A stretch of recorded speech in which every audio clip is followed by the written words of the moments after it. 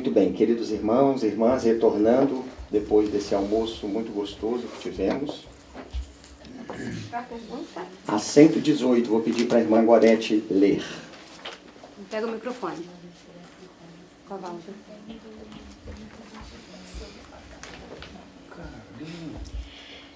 Pergunta 118. Podem os espíritos degenerar? A resposta está aí, vamos ver. Não, à medida que avançam, compreendem o que os distancia da perfeição. Quando o espírito finda uma prova, fica com conhecimento que não esquece mais. Pode permanecer estacionário, mas não retrograda. Como mulher, não volta mais como homem. Seria retroagir. Vai ser uma brincadeira, agora me assustei, viu? Olha lá. Eu falei, Fizemos isto porque a irmã Valda disse depois do almoço vai todo mundo dormir. Não, vamos rir. Começando então, grau e natureza das obsessões. Agora. Eu nunca tinha ouvido falar nisso. Que humor negro. Eu falei, meu Deus, será que o Bruno degenerou? Muito bem. Que humor inglês. Muito bem.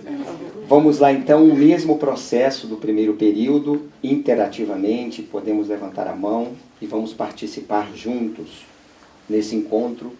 Gostamos até mesmo do que o irmão River disse antes de irmos para o almoço, assemelhar-nos a um teatro onde todos somos coadjuvantes ou atores principais. Então, nessa interação, os benfeitores vão nos ajudando, as perguntas vão vindo, porque nós não vamos conseguir analisar todas as telas. São 3 graus de obsessão na classificação espírita, segundo o nosso pré-claro codificador Allan Kardec. O primeiro grau é a obsessão simples. É a perseguição contínua de um espírito que impõe sua vontade sobre o médium.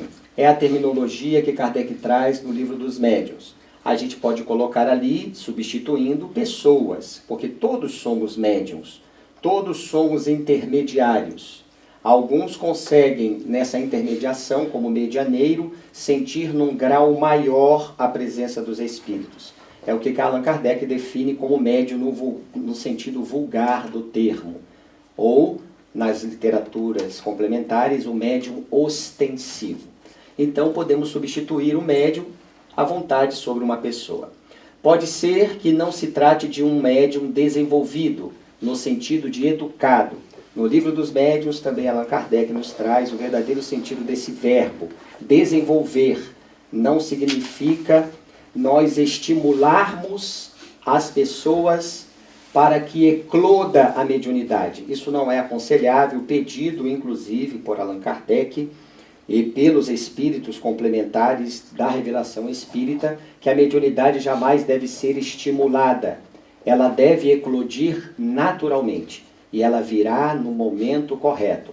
A maioria das vezes, quando a mediunidade é provacional, como são a maioria das vezes as mediunidades, ela vem pelos processos obsessivos, onde o indivíduo não sabe lidar com essa situação e consegue, em suas atitudes ignóbeis e influenciado, perceber que existe uma faculdade por trás disso.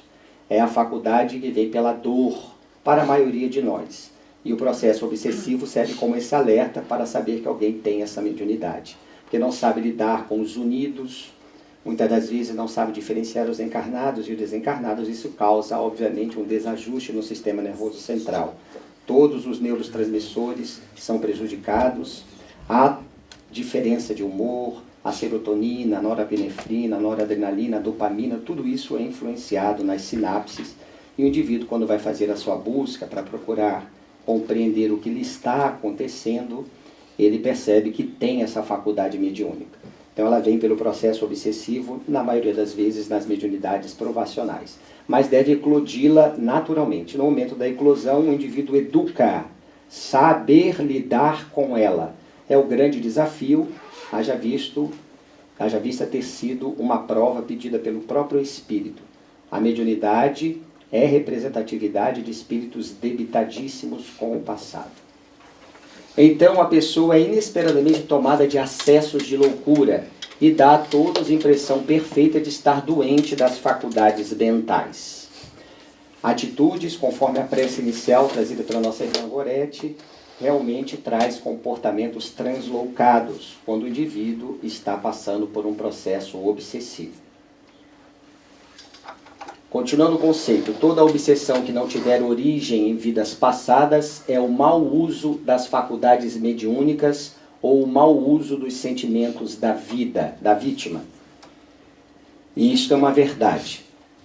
Tirando a das reencarnações passadas, que nós sabemos existirem espíritos que chegam à subjugação, e é irreversível o processo nesta existência, mas precisam de assistência, tratamentos. Por isso os hospitais psiquiátricos estão cheios, nós veremos no terceiro módulo. E ali, casos de subjugações, onde fica difícil, primeiro pelo remorso da própria criatura em suas atitudes infelizes no passado, através de crimes de vária ordem, recebem as assistências, mas também, tirando este caso, Viana de Carvalho nos traz uma informação, através da mediunidade de Valdo Pereira Franco, que o mau uso das faculdades mediúnicas, quando ela é praticada de forma irregular, não no sentido de constância, de eu ter que participar de um trabalho mediúnico, ou seja, quando eu não a educo, quando não sei lidar com ela, ou até mesmo na atividade que eu participo, eu a faço de forma não séria, isso me leva facilmente a um processo obsessivo, mistificador, e chegamos à fascinação, muitas das vezes, e até mesmo à subjugação. E também pelos maus usos dos sentimentos da vítima, que foi o que a irmã colocou aqui no início do trabalho, quando demos uma palhinha sobre o processo obsessivo, que cabe primeiramente a reforma íntima da criatura, o seu autoconhecimento. Do contrário, as suas emoções permanecerão sempre em desajustes. E com isso, ela vai estar sempre nas suas bengalas psicológicas, fugindo do seu autoencontro.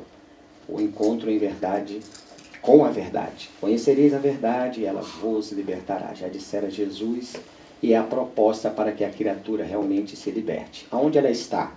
Ele já deu a receita. O reino dos céus, a felicidade, é o tesouro oculto que se encontra no coração de cada um de vós. Aonde estiver o vosso coração, aí estará o vosso tesouro. Aonde estiver o vosso tesouro, aí estará o vosso coração. É esse Deus interno que nós temos que buscá-lo. É o Deus imanente, que a mais das vezes nós só observamos o Deus transcendente.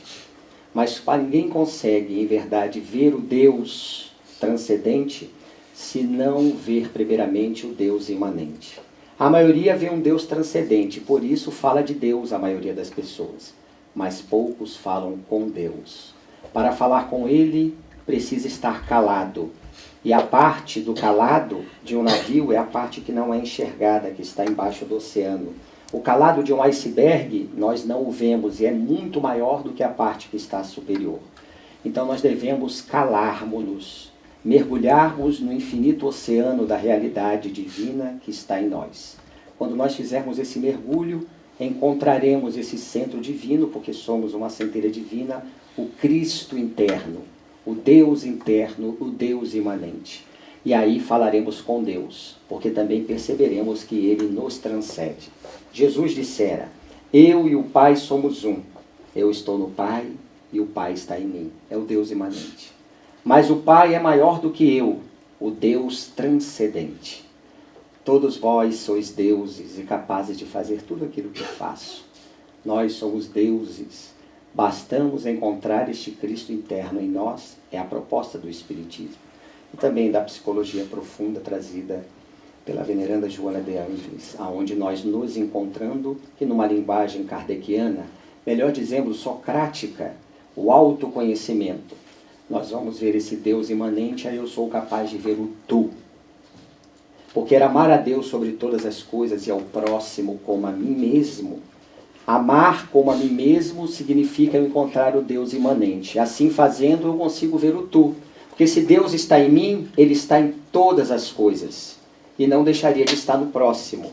E aí encontramos o amor verdadeiro, toda excelsitude, que não espera retribuição, é indistinto, como a seiva que alimenta tanto o espinho dilacerador quanto a rosa inebriante, com o seu aroma inigualável.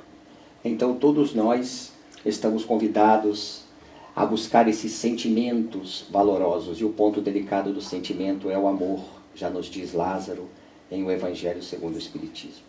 Então os processos obsessivos, se não tiver origem em vidas passadas, é o uso da faculdade mediúnica de forma errada, e também o não trabalho dos valores reais da criatura, que encontram-se dentro de si.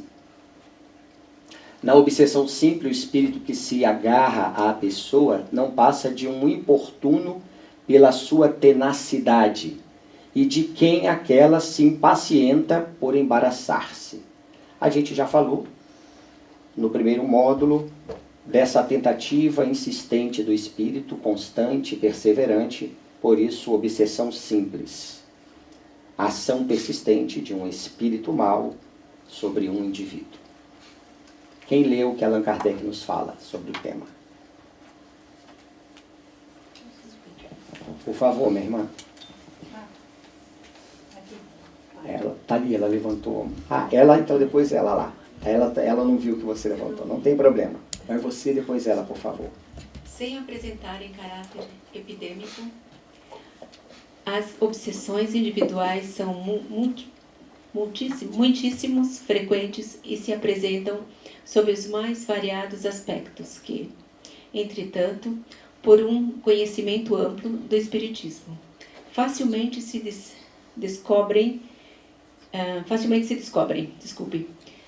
podem não raro trazer consequências danosas à saúde, seja agravando afecções orgânicas já existentes, seja ocasionando-as.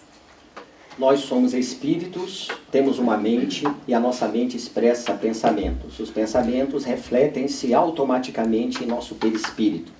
Terminologia eminentemente kardeciana, por ser uma ciência nova, o Espiritismo, 60 anos, estamos comemorando esse ano da revelação espírita. Então, como disse bem o nosso insígne, 160 anos. Foi o que dissemos? Não. Perdoe-nos. Falamos 60? Não, mas era o 160, estava na mente. Tá todo mundo acordado. Foi um teste. Muito bem. Foi um teste. 160 anos, estamos comemorando esse ano, dia 18 de abril de 1857. Lá no Palais Royal, naquele sábado primaveril, lá se encontrava no carpete esverdeado essa obra que viria trazer a grande aliança entre a terra e o céu. Sem silogismos, sem sofismas, o livro dos Espíritos. Quando se fala em revelação espírita, é o livro dos Espíritos. Codificação espírita são as 4 obras seguintes a saber. O livro dos médios, em ordem, o Evangelho segundo o Espiritismo, o céu, o inferno e a Gênese, são as 4 obras que vêm dissecar o que de forma sintética foi trazida no livro dos Espíritos em 4 partes. Cada obra corresponde a uma das partes do livro dos Espíritos, a quem possa interessar.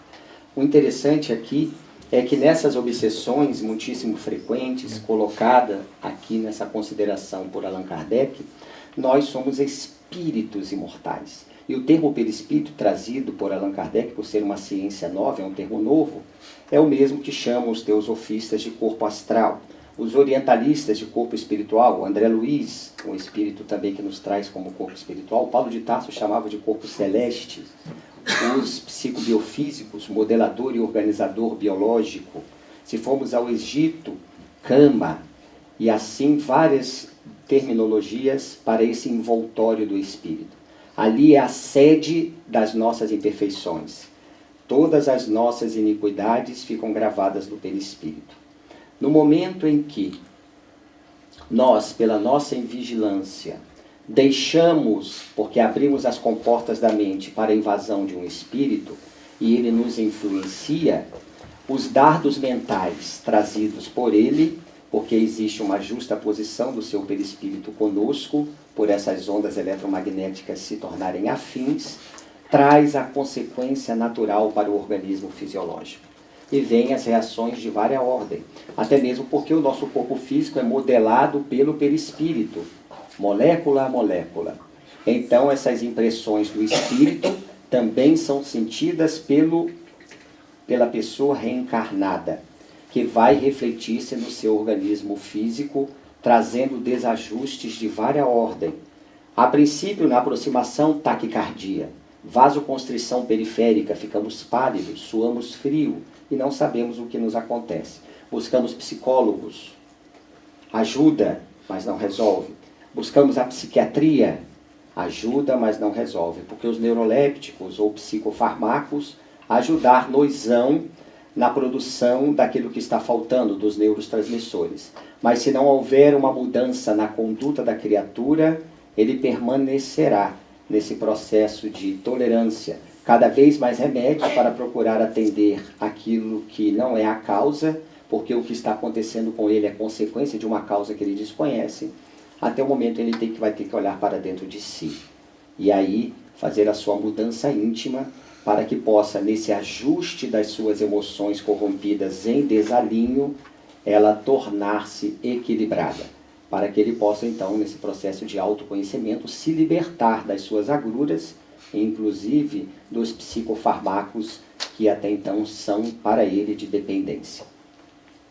Então, agrava-se sim no organismo a aproximação de um espírito, porque ali as impressões, os fluidos vitais, que são ondas eletromagnéticas, vindas do perispírito do espírito que está influenciando, chegam para o perispírito do espírito reencarnado e transfere-se para o corpo. E aí vêm os desequilíbrios de várias ordens. Quem continua a ler? A irmã tinha pedido. Um dia virão a ser, incontestavelmente, arroladas entre as causas patológicas que requerem, pela sua natureza especial, especiais meios de tratamento. Ou seja, Allan Kardec aqui nos traz que um dia, e ainda não aconteceu esse dia, embora tenhamos espíritas médicos, espíritas psicólogos, que já conseguem compreender a realidade do espírito e até mesmo os processos obsessivos. Mas a Organização Mundial de Saúde, localizada neste país, ainda não divulgou oficialmente a existência do espírito imortal, a sua realidade, que porventura a reencarnação também traz, atestando a imortalidade da alma, oficialmente isto. Então, enquanto oficialmente isso não for promulgado, pela maioria já ter essa ciência, não vai demorar muito, mas ainda não chegamos a esta fase, os tratamentos terão sempre como causas a patologia do organismo físico, e não, em verdade, uma patologia cuja causa ela seja eminentemente espiritual. Então, a natureza, a causa especial desta patologia para a medicina atual ainda é mecanicista, materialista. Portanto, a causa está no organismo físico. Para nós espíritas difere. Nós sabemos de onde vira a causa das nossas, podemos dizer, dos nossos desajustes orgânicos. Mente sã, corpo são. Quando nós compreendermos isso, sabemos que a causa e a natureza de todas as nossas enfermidades, porque não existem doenças e sim doentes, está no espírito imortal. E os casos de obsessão, da mesma maneira. Continua, por favor, quem estava lendo ou outra pessoa. Por favor, minha irmã, pode continuar. Que ainda não... Revelando a causa do mal, o Espiritismo rasga nova senda, a arte de curar, e fornece à ciência meio de alcançar êxito, onde até hoje quase sempre vê malogrados seus esforços, pela razão de não atender a primordial causa do mal. Para não sermos redundantes, aqui está a informação trazida por Kardec no Livro dos Médiuns, nos dizendo que a verdadeira causa deste mal, o Espiritismo consegue rasgar, como poucas as doutrinas. Porque, em verdade, o Espiritismo tem o seu tríplice aspecto, ele é uma filosofia que nos faz pensar. induz, deduz ideias e fatos lógicos sobre as causas primeiras e suas consequências. É uma doutrina que generaliza, que ao mesmo tempo também sintetiza, aprofunda, explica os motivos e as consequências das relações entre a vida e a morte do corpo físico. Isso no seu aspecto filosófico. Seu aspecto científico consegue investigar, experimentar, comprovar, conceituar, sistematizar lei, conceitos, fatos sobre a natureza e o pensamento da vida humana. Tem coisa melhor?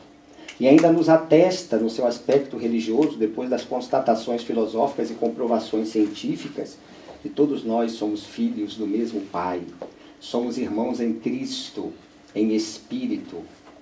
E aí vamos percebendo que essa doutrina ela veio como denominador comum da cordialidade humana, mostrando que todos nós somos irmãos e devemos tratar-nos como irmãos. Ela rasga no seu tríplice aspecto, trazendo explicações para todas as mazelas que a criatura que vive neste mundo jaz.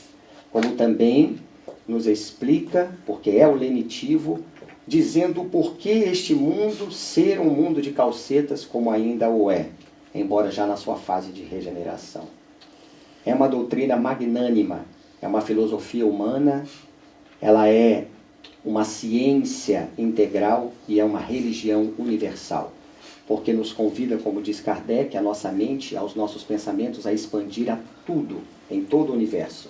Nos traz o conhecimento de todas as coisas. E ele mesmo nos disse, e ainda é o primeiro passo.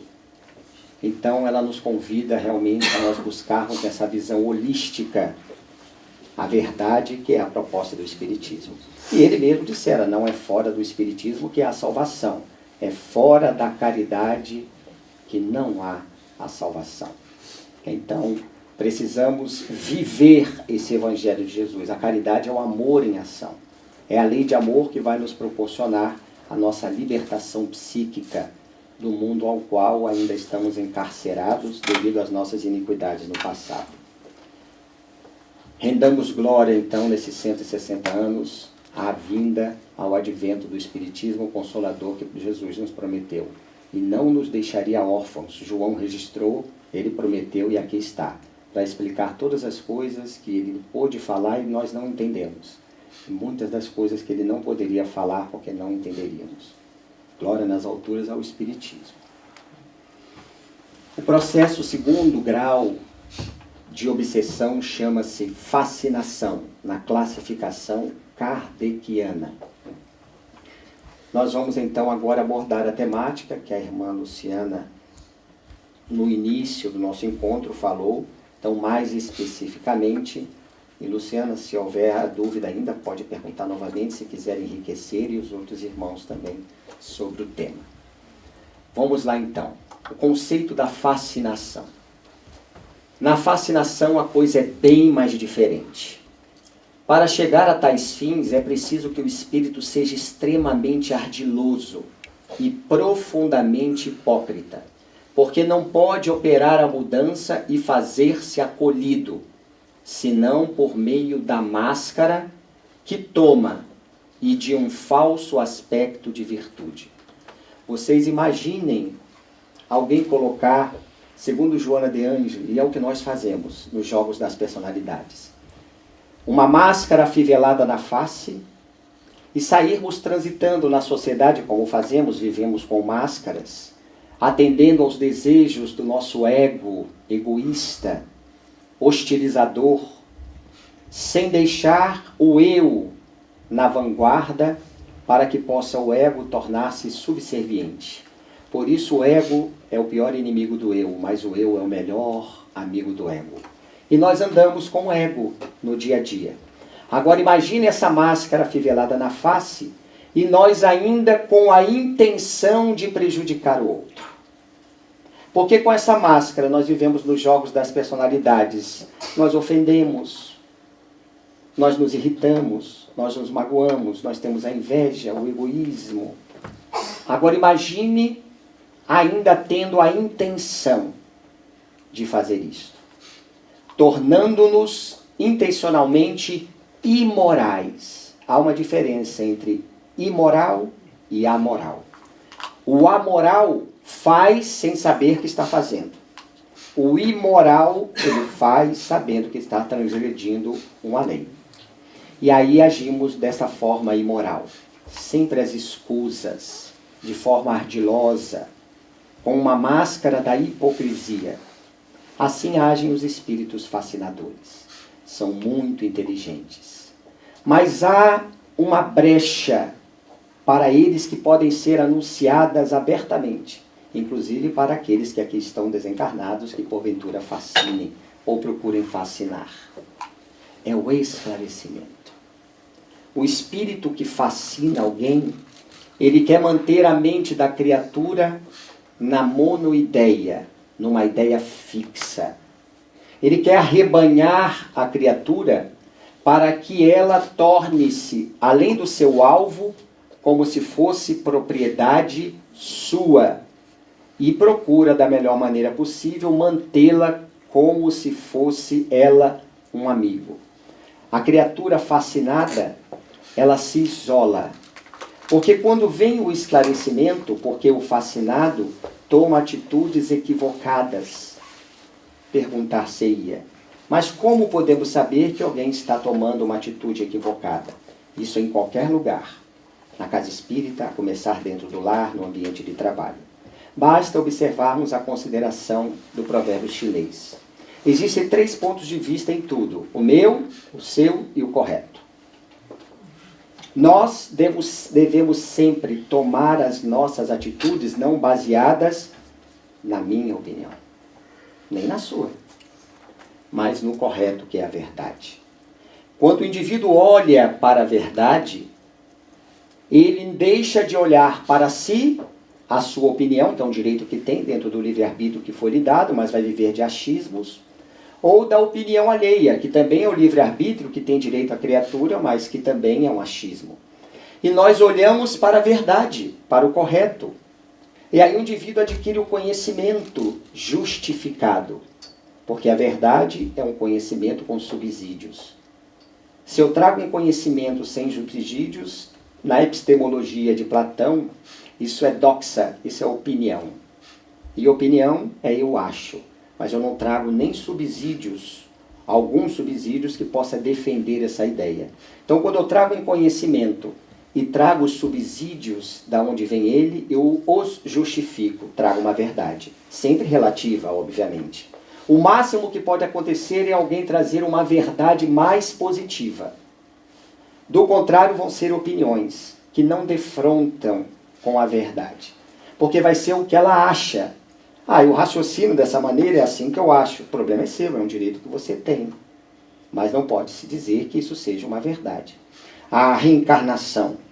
Eu não acredito na reencarnação. É uma opinião sua, é um direito seu, o problema é seu. Mas vou lhe dizer, a reencarnação não é um objeto de crença.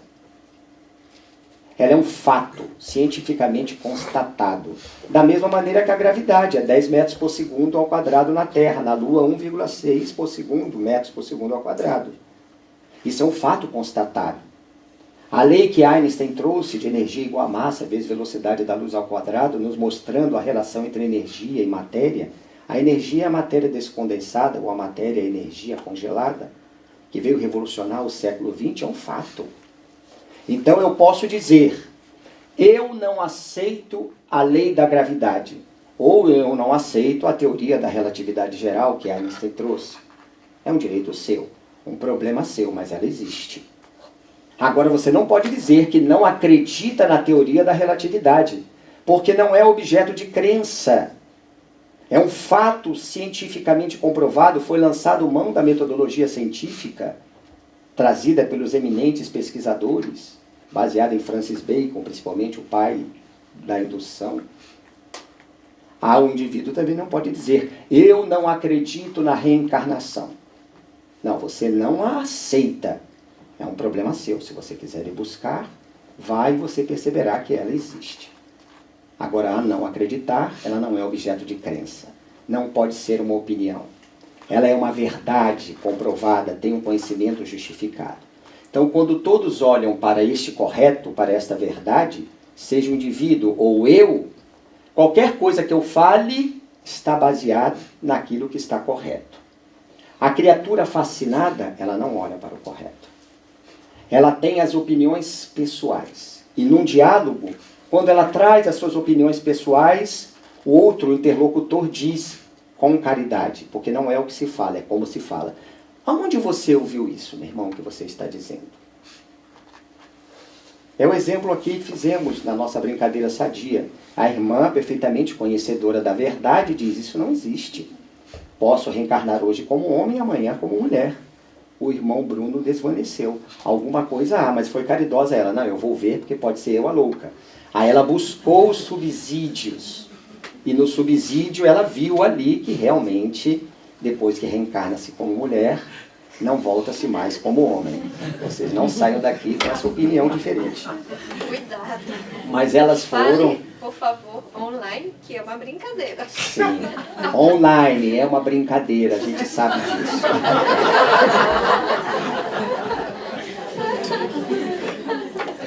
Vamos lá. Então, o correto é aquilo que nós devemos olhar. Um espírito encarnado, uma pessoa fascinada, ela não olha para a verdade. E o fascinador quer que ela não olhe, porque no momento em que ela buscar a verdade, o conhecimento, o esclarecimento, automaticamente o vínculo se perde. E ele consegue fascinar de tal maneira, trazendo seus miasmas, aproveitados pelo orgulho, o egoísmo daquela pessoa, então ela vai isolando aqueles que procuram lhe trazer os esclarecimentos. Quantas casas espíritas, irmãos fascinados, vão se separando dos outros, porque não querem a verdade, não querem o esclarecimento e manterem-se segundo as suas cobiças, os seus interesses, e vai se isolando, vai ficando sozinho.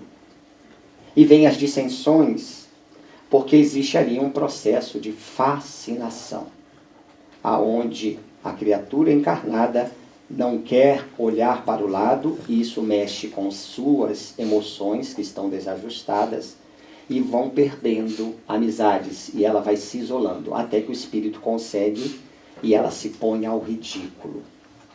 Ela traz considerações num grupo de estudo dentro da casa espírita, como exemplo, que ela mesma se põe ao ridículo sem perceber. E todos veem, meu Deus, como ela disse isso? Está incoerente com o que está escrito aqui na literatura. Imagine alguém for apresentar um trabalho e diz, olha, tal, tal e tal considerações, baseada no que os espíritos dizem. E uma pessoa diz, não, mas não é assim. Aí outra diz, mas como não é assim? É assim sim. Não, mas espera aí. Os espíritos nos ensinam que deve ser de outra maneira. Eles nos dizem aqui não. Não, mas isso não é bem assim. E a pessoa começa a trazer a sua opinião pessoal. Aí já está testada uma fascinação. Bem clara, mesmo que muitas das vezes seja sutil. E essa é bem ostensiva. Porque a opinião pessoal dela prevalece. O que os espíritos dizem está em segundo plano. E quantos irmãos deixam para o segundo plano o que o espiritismo fala? E aí nós queremos sempre trazer aquilo que nós achamos que é bom. Muitas das vezes, as casas espíritas estão ligadas. Por isso que Viana de Carvalho, fizemos um trabalho aqui ano passado, na Federação Espírita da Suíça, que estava já implantada, sobre os verdadeiros trabalhadores espíritas. E colocamos uma consideração de Viana de Carvalho, que movimento espírita e espiritismo são duas coisas totalmente diferentes. O movimento é composto de pessoas, como diz ele, boas e maus. Agora o espiritismo não. É essa verdade libertadora que nos traz o raciocínio lógico, que nos leva à intuição, porque foi baseada na metodologia cartesiana. René Descartes, o emérito, filósofo do século XVII, já trouxe o raciocínio, a logicidade que nos leva à intuição, que nos leva ao crescimento. Daí o estudo dele da glândula pineal, a relação entre mente e corpo. E Kardec se baseou na metodologia cartesiana. Mas como os indivíduos agem, fazendo do espiritismo o que melhor vos aprouver, não pode ser espiritismo. E se fizermos um movimento positivo, tendo como base o espiritismo, o movimento espírita será salutar. Mas se eu colocar a mão corrompendo segundo as minhas cobiças, não viver o que os espíritos pedem, o movimento espírita será negativo. Então depende de nós. Não é o que uma federativa diz para uma casa espírita que os trabalhadores devem fazer. Isso é movimento espírita. Primeiro que uma federativa não tem o papel de impor nada a ninguém, de expor uma sugestão. Mas essa sugestão deve estar sempre basilada nos princípios espíritas. E nós, como trabalhadores, diz: olha, fulano, beltrano ou cicrana, o que você está dizendo não está de acordo com o espiritismo. Pode dizer, e traga os subsídios que o espiritismo diz. Aí a casa prefere, se tiver que escolher, o que uma federativa diz ou o que o espiritismo diz. Nós ficaremos com o espiritismo. Agora, se nós tivermos uma representatividade que nessa exposição, nessa troca, todos comunguem olhando para o correto, no caso a nossa doutrina, o movimento vai andar tranquilo. Porque todos estão olhando para aquilo que deve ser, sem as opiniões pessoais. Então isso serve para tudo. E nos processos obsessivos, isto acontece na casa espírita, fora dela. Mas nós temos o lenitivo. E isso mesmo os fascinadores sabendo, os espíritos desencarnados, eles não têm o que fazer. Porque eles já sabem. Antes eles fascinavam. Antes de 160 anos atrás.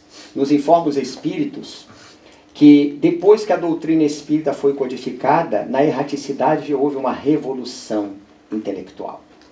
Porque agora iria se estudar como nós agimos, os espíritos infelizes.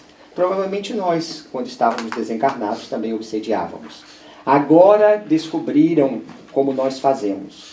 Graças a essa doutrina, hoje nos é esclarecedora no que tange de como os espíritos agem. Aí fica fácil nós nos defendermos. E na fascinação, o lenitivo para o fascinado, o esclarecimento. Se ele não quiser, podemos atestar, existe aí uma fascinação. Mas não vamos dizer, fulano, você está fascinado. Falta de caridade. Beltrano, você está fascinado. Falta de claridade. Na hora do diálogo, traga o esclarecimento. Mesmo ele se colocando ao ridículo, o que ele falou vai prejudicar a vários. E como diz São Luís, no Evangelho segundo o Espiritismo, é necessário, quando o mal prejudica aos outros, que desmascaremos a hipocrisia. Pois mais vale que caia um homem do que muitos a virem a sofrer este mal. Então o irmão se pôs ao ridículo na sua opinião pessoal, pedimos a palavra de forma fraterna, firme, como Jesus foi, doce ao mesmo tempo, falemos da ideia, mudando aquela posição infeliz do irmão, trazendo uma verdade. E ele mesmo, naquele momento, sentir-se amelindrado, porque está fascinado, e de duas uma, ou ele vai se render com o tempo e vai ter que fazer um trabalho de construção íntima, ou ele vai se rebelar para com aquele que trouxe o esclarecimento e vai se isolar cada vez mais, o que é muito comum nos grupos espiritistas ou não. Os grandes termos, caridade, humildade e amor a Deus, lhes servem como cartas de crédito. Porém, através de tudo isso, deixa passar sinais de inferioridade, que só o fascinado é incapaz de perceber. A linguagem normalmente é melíflua, suave, mas ela não traz um magnetismo. A gente percebe que a pessoa fala, usa o termo caridade, humildade, amor, mas como Kardec diz, se for uma mensagem pela mediunidade escrevente, psicográfica, é fácil de perceber se for um espírito mistificador, porque em algum momento ele vai cair. Ele pode usar esses termos, mas ninguém consegue dar o que não tem. Alguém tem uma bala? Tem chiclete. Pode ser um chiclete. Bebe uma aguinha também. Tá bom. Sem açúcar, Cris. Pode ser um chiclete com açúcar, não tem problema. Pode.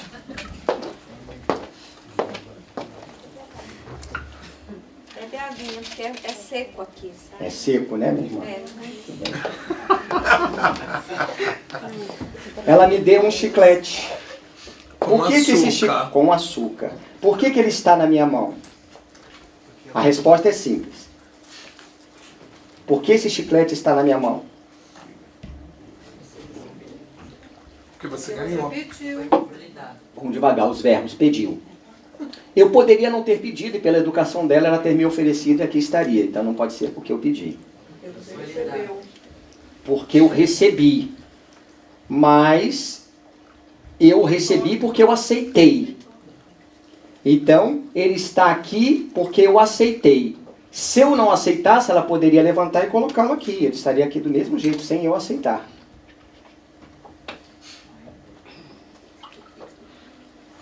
Complicado. Porque ela tinha, não é? Não, ela tinha o chiclete. Claro, mas se ela tinha, poderia continuar na bolsa dela e não estaria aqui. Não, você necessitou disso, não? Porque ela deu. Quem falou? Você necessitou disso. Ela deu. Eu necessitei, mas ninguém poderia ter. Então não estaria aqui. O chiclete está aqui na minha mão porque ela deu-me o chiclete. Mas se ela deu-me é porque ela tinha para dar, concorda? A gente só dá o que tem. Ninguém dá o que não tem. Isto é impossível. A gente só tira de nós aquilo que temos. E nós só temos se construirmos isto.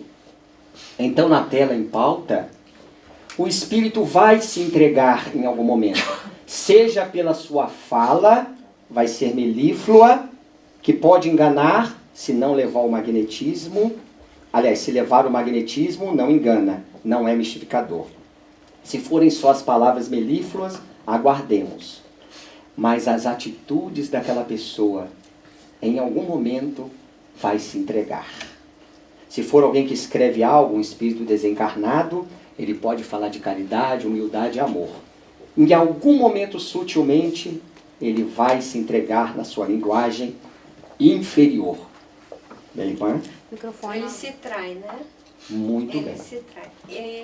Mas isso na mediunidade ostensiva, muitas vezes, quando o grupo não está amadurecido e não está experiente, é bem complexo, porque existem mistificadores tão perspicazes que nos enganam. E se a pessoa não estiver, o grupo não estiver alerta, todos podem ser envolvidos numa mistificação. Então é muito importante o alerta e também não aceitar tudo que o Espírito diz, né? Porque às vezes há uma inocência, até podemos dizer, de querer achar, porque o Espírito falou. Mas nós já tivemos experiências que eu me assustei de um Espírito se passar pelo mentor. E, de repente, aí ele se traiu. Muito bem. Mas eu vou dizer a verdade. Quase me enganou. Quase me enganou. Muito Né? bem. Então que nós tenhamos muito cuidado quando se trata da reunião mediúnica e dos espíritos que se comunicam para que nós não sejamos enganados. E espírito superior nunca se aborrece se nós não acreditamos no que ele está falando. Muito bem. Muito bem colocada, enriquecedora a colocação da irmã. Não nos esqueçamos, aí voltamos à questão.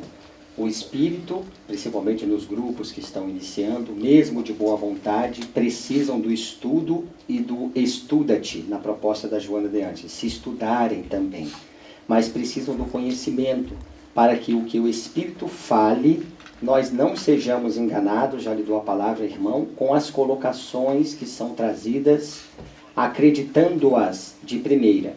Lembremos o que o Espírito Erasto nos traz no livro dos Médiuns. Já uma advertência. É preferível que neguemos 10 verdades a aceitarmos uma mentira. E como disse bem a nossa irmã Gorete, os espíritos superiores não se aborrecem se nós não aceitarmos uma consideração, mesmo que seja salutar, fidedigna, vinda de um espírito bom. Sabiam que o que os espíritos mais desejam quando eles trazem as informações nas literaturas é que nós façamos assim, não, isso não é possível. Análise. Não. Eu vou provar que isso não está errado. Esse é o verdadeiro estudante do espiritismo. Por isso que nos grupos de estudos, quando temos aquelas pessoas que indagam, que duvidam, nós ficamos aborrecidos com ela. Na verdade, ela é aquela que está indagando e é o que os espíritos querem. Porque se ela for de bom coração, estudar aquilo para provar que não é verdade, ela vai terminar compreendendo que ali existe uma verdade. Já nos é dito, se formos escolher alguém para trabalhar de má vontade e com grande conhecimento, ou alguém de boa vontade com pouco conhecimento, é preferível alguém de má vontade com grande conhecimento. Porque essa má vontade é um trabalho que ele vai fazer íntimo. Agora, existem muitas criaturas de boa vontade, mas que não procuram, na verdade, o conhecimento e são facilmente mistificadas. É o que a irmã disse, na inocência, nessa boa vontade de trabalhar, mas sem a certeza íntima, sem a fé alicerçada, que nos traz a saúde, o equilíbrio, que só é conquistada através do conhecimento vivenciado, é a sabedoria. Então, quando falamos em conhecimento, necessário se faz vivê-lo. É a terceira categoria de espíritas que Kardec nos trouxe. São aqueles que adoram a moral espírita, mas procuram praticá-la. E ele ainda traz um ponto e vírgula, dando um golpe de misericórdia, aceitando-lhes todas as consequências. Porque para viver essa doutrina que é o Evangelho de Jesus, há um preço a ser. Terceiro modo, até para os telespectadores da Brasil Flash TV, para os ouvintes da Rádio Fraternidade, nós não vamos começar o assunto especificamente enfermidades mentais no terceiro modo, porque não conseguimos terminar pelo menos a subjugação. Mas falando da subjugação, nós vamos entender as enfermidades mentais também, porque iremos concomitantemente abordando ela. Se conseguimos terminar pelo menos a subjugação, a gente pode entrar nas enfermidades mentais propriamente dita. Mas o principal é nós deixarmos correr, pelo menos para o assunto que nós começamos, pelo menos terminá-lo a contento, trazendo o que é essencial. E a subjugação a gente não conseguiu trazer nem o que é o essencial ainda. Então vamos terminá-la e, na medida do possível, vamos falar sobre as enfermidades mentais. Tranquilos? Quem lê para a gente?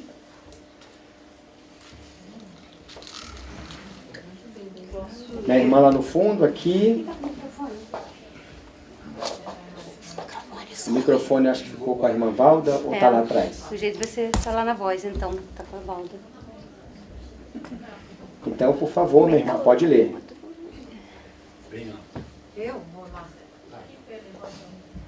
Dava-se outrora o nome de possessão ao império exercido por maus espíritos, quando a influência deles ia até a aberração das faculdades da vítima. A possessão seria para nós sinônimo de subjugação. Duas informações importantes para que nós nos atenhamos aos estudos espíritas. Kardec aqui coloca o termo possessão, o que antigamente, em outro momento, chamava-se assim, quando um espírito atuava sobre as faculdades da vítima. Então, vocês percebem que ele aqui está trazendo possessão como sendo uma terminologia que se usava vulgarmente, como se ele não preferisse usar este termo. Entenderam até aí? Tanto é que ele coloca, para nós é sinônimo de subjugação. Então ele prefere usar o termo subjugação, por enquanto. Entendemos? Está claro isto? Sim ou não? Ele não quer usar o termo possessão para não dar uma ideia de que se apropria o espírito do corpo. Ele prefere usar o nome subjugação. Vamos ver por quê. Quem lê? Pode continuar, irmão, porque ele não terminou ainda. Você, Kardec. Por dois motivos deixamos de adotar esse termo. O primeiro, porque implica a crença de seres criados para o mal e perpetuamente voltados ao mal.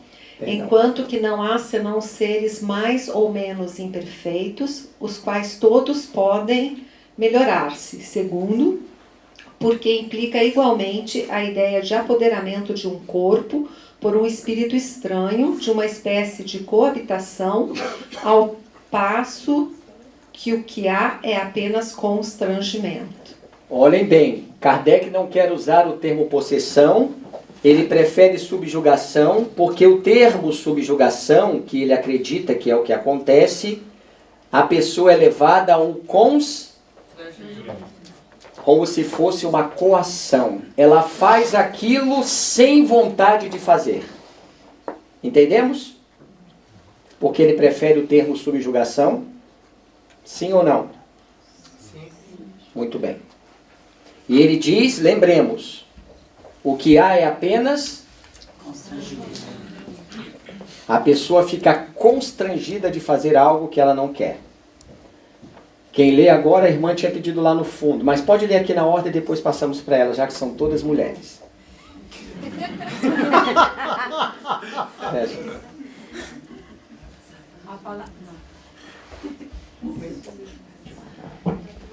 A palavra subjugação exprime perfeitamente a ideia. Assim, para nós, não há processos, no sentido vulgar... Possessos, desculpe. No sentido vulgar do termo. Há somente obsidiados, subjugados e fascinados. Ou seja, ele traz aqui a ideia que não existem no sentido que outrora se dava. O que há, quando falamos em obsessão, são a obsessão simples, a fascinação e a subjugação. Entendidos? Tudo na ordem cronológica. Kardec estava no campo experimental. Quem lê esta agora, lá para trás, por favor, para a irmã.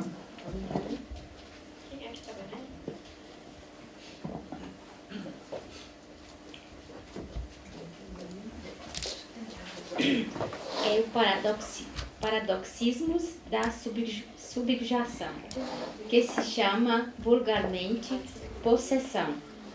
A se anotar que, nesse estado, o indivíduo frequentemente tem a consciência de que o que faz é ridículo, mas é constrangido a fazê-lo, como se um homem mais vigoroso do que ele lhe fizesse mover contra a sua vontade seus braços, suas pernas e sua língua.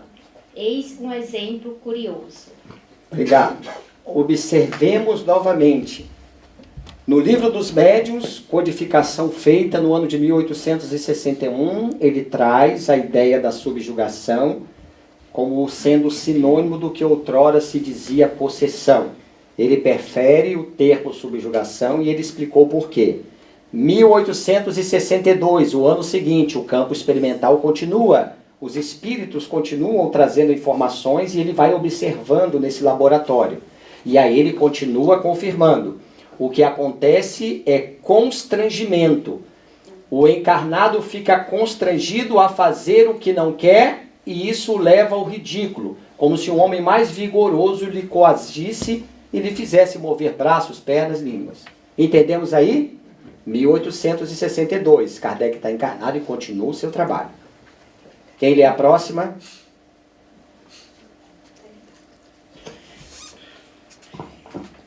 Vamos lá. Está na natureza desses espíritos os serem antipáticos à religião e exprimem esses sentimentos pela boca de suas vítimas, verdadeiros médiuns inconscientes que estão estritamente na verdade quando dizem não ser senão ecos. O paciente está reduzido a um estado passivo, está na situação de um homem abatido por um inimigo mais forte, que o constrange a fazer a sua vontade. O eu do espírito estranho neutraliza momentaneamente o eu pessoal. Há subjugação obsessional e não possessão. Mais uma vez, o ano é o seguinte, ele continua permanecendo. O que há é constrangimento. Portanto, ele prefere chamar subjugação e não o que outra hora se chamava de possessão, para não dar uma ideia diferenciada. Tranquilos? Quem lê a próxima?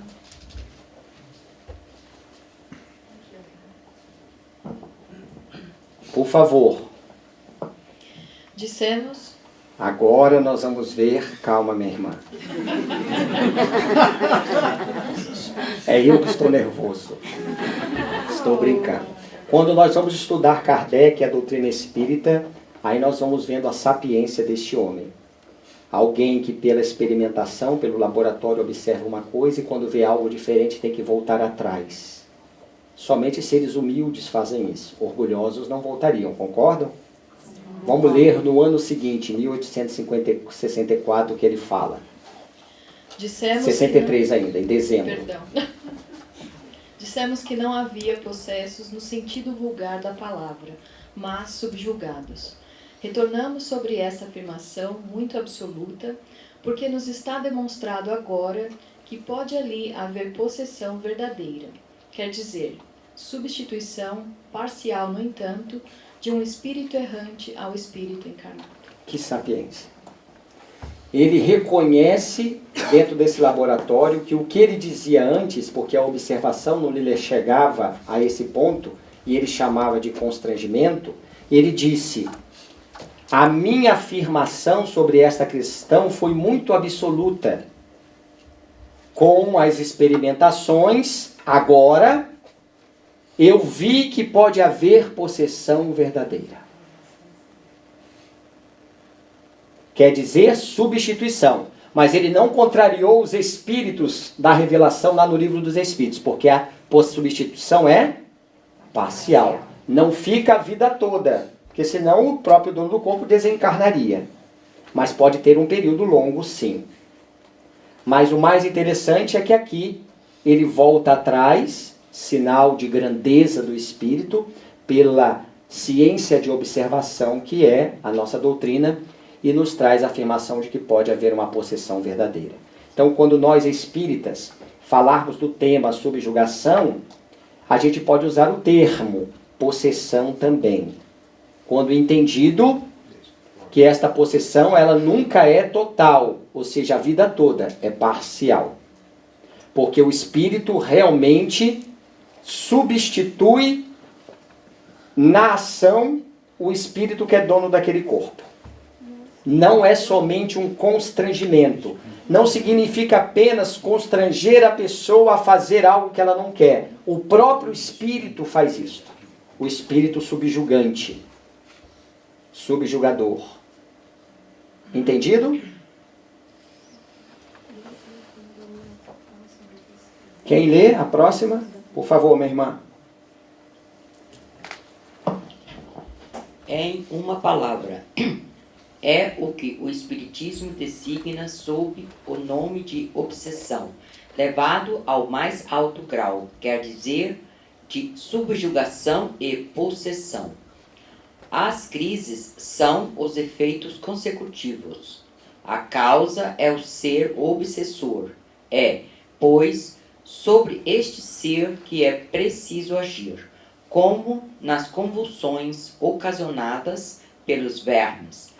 Age-se sobre os vermes. Muito bem. Vocês percebem que em 1864 ele já utiliza o termo subjugação e possessão juntos, não mais diferenciando.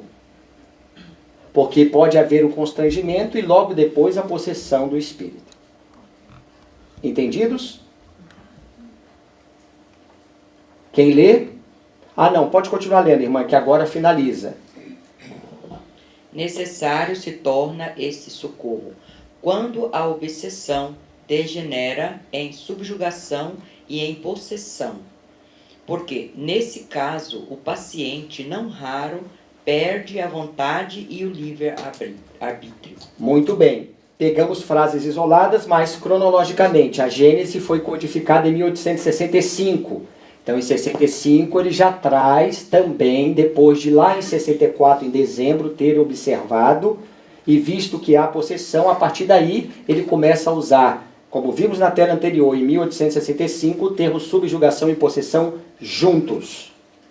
Tranquilos? Quem lê a próxima agora? Por favor. Na possessão, em vez de agir exteriormente, o espírito atuante se substitui, por assim dizer, ao espírito encarnado. Toma-lhe o corpo para domicílio, sem que este, no entanto, seja abandonado pelo seu dono, pois que isso só se pode dar pela morte. Continua, por favor, irmã. Ele está corroborando até o que os espíritos disseram lá em 1857. A possessão, conseguintemente, é sempre temporária e intermitente, porque um espírito desencarnado não pode tomar definitivamente o lugar de um encarnado, pela razão de que a união molecular do perispírito e do corpo só se pode operar no momento da concepção. Estamos entendidos na tela também? Está bem explicado? Fecha ele então, por favor, meu irmão.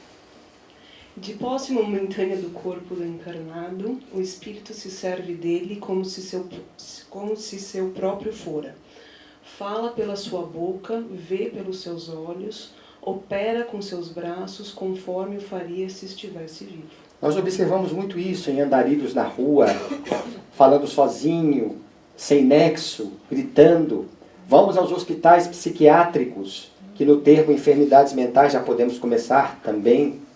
80% dos casos dos hospitais psiquiátricos são de subjugação e não de debilidade mental, cuja causa está num organismo fisiológico debilitado, já visto porque tem uma afecção cerebral ou algo semelhante. São casos de subjugação, que a matéria, que a medicina mecanicista, materialista não conseguem entender e diagnosticar. Mas é este processo que acontece nos hospitais psiquiátricos, sempre frutos, como vimos no primeiro módulo, de provas reencarnatórias. Espíritos perseguidos porque foram algoz outrora, e as vítimas de outrora, hoje como algoz, lhe cobram justiça, embora saibamos que a justiça é sempre divina, não está na mão da criatura. Continua, por gentileza, irmã, que agora a gente fecha a colocação dele na Gênesis. Não é como na mediunidade falante, em que o espírito encarnado fala transmitindo o pensamento de um desencarnado.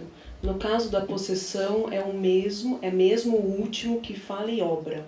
Quem o haja conhecido em vida, reconhece-lhe a linguagem, a voz, os gestos e até a expressão da fisionomia. Perfeito? No processo de possessão e subjugação, é isto que acontece. 1865 ele continua coerente, 1868 ele continua coerente, trazendo a informação ainda como sendo possessão e subjugação a mesma coisa. E ele aceita o termo possessão porque vê que realmente é o espírito que toma o corpo momentâneo daquela pessoa. Agora nós encerramos com um golpe de misericórdia. E aí vem a diferença que a gente consegue concluir. Quem quer ler? Por favor, minha irmã. Ela, depois você. Vamos lá. Na obsessão, há sempre um espírito malfeitor.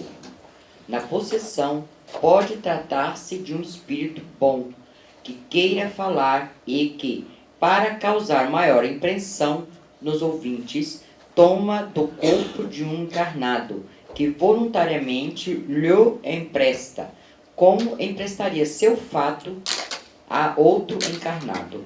Olha bem, a gente consegue agora trazer a diferença crucial. Nós vamos trazer uma frase que resume o que nós vimos agora nessa primeira parte sobre subjugação. Toda subjugação é uma possessão. Entendidos? Mas nem toda possessão é uma subjugação. Porque a possessão pode tratar-se de um espírito bom. E quando falamos em subjugação, só pode ser um espírito mal. Então, toda subjugação é uma possessão, mas nem toda possessão é uma subjugação.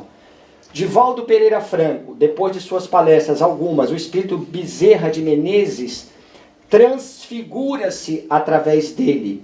Podemos dizer, naquele momento, o médium Divaldo Pereira Franco está possesso pelo espírito Bezerra de Menezes, que transfigura-se através dele.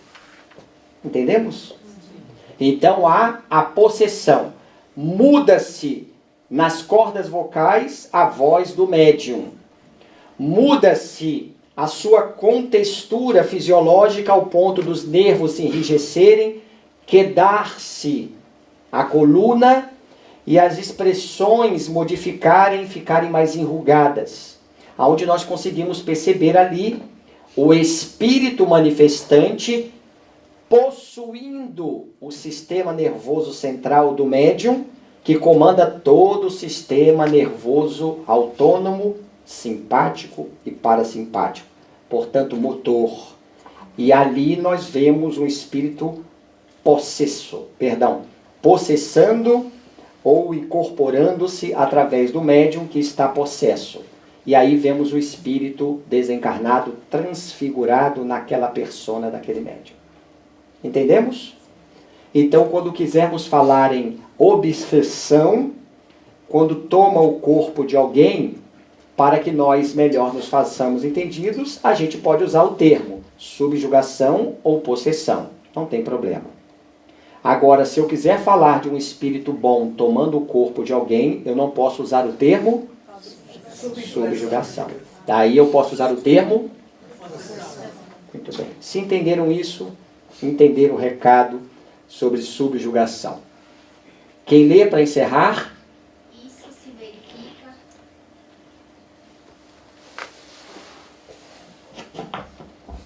Isso se verifica sem qualquer perturbação ou incômodo, durante o tempo em que o espírito encarnado se acha em liberdade, como no estado de emancipação, conservando-se este último ao lado do seu substituto para ouvi-lo. Muito bem. No momento da transfiguração, como exemplo do irmão Divaldo, aonde ele está possesso pelo espírito Bezerra de Menezes, ele pode encontrar-se ao lado do seu corpo, mas ele não interfere de forma nenhuma naquela manifestação. Nenhuma. Não existe uma varredura do seu córtex cerebral, onde tem o raciocínio, o Divaldo com o seu corpo, porque é o próprio Bezerra de Menezes que utiliza-se dessa varredura para usar os verbos que lhe convém, a frase que melhor lhe aprover e a mensagem que deve ser trazida. Então, o médium não participa do evento. Se for um espírito subjugado, já colocamos, é uma obsessão. Ele também não consegue ter a posse do seu corpo e toma atitudes involuntárias contra a sua vontade. Ele não consegue tomar o seu sistema nervoso central. E o espírito obsessor faz o que quiser do corpo dele até o momento que o abandona, depois volta de novo, se não houver um trabalho, como já foi perguntado aqui, de conscientização desse médium, do que está ali acontecendo, e quando não, pelos processos que nós conhecemos, onde são internados em clínicas, porque vai e vem esse comportamento, mesmo usando os neurolépticos, os psicofarmacos, porque a medicina desconhece essa fenomenologia, onde a causa está no espírito manifestante que obsedia o encarnado. Tranquilos? Podemos ir então às enfermidades mentais? Sim. Muito bem. Vamos só mudar aqui na tela.